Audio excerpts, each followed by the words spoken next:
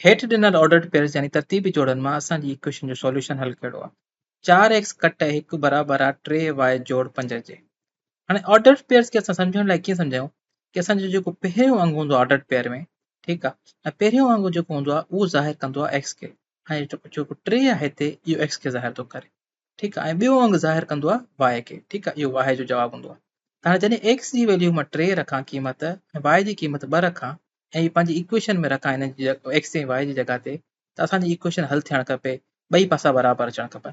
अचो त हिनखे हाणे करे ॾिसूं।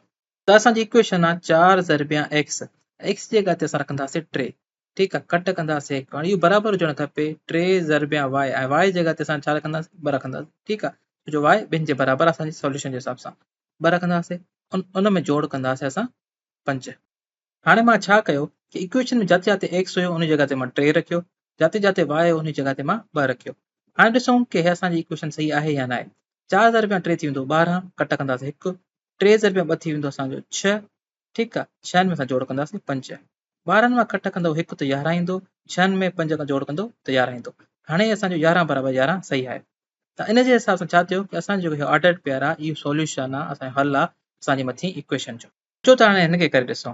हिन में चए थो जॾहिं x बराबरि हूंदो 2 जे त y बराबरि हूंदो जो 3 जे, त इहो असांजी इक्वेशन खे सेटिस्फाई कंदो, हल कंदो।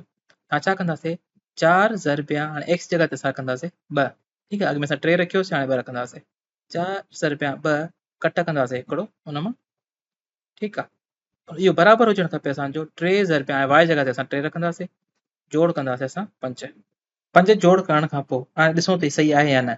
4 ज़रबिया 2 थींदो 8, हुन मां कट कंदासीं 1, 3 ज़रबिया 3 थी वेंदो असांजो 9, ठीकु आहे, 3 ज़रबिया 3 थी वियो असांजो 9, 9 में जोड़ कंदासीं असां 5, 9 जोड़ 5, 8 मां कट कंदो 1 त थींदो 7, 9 में जोड़ कंदो 5 त थींदो 14।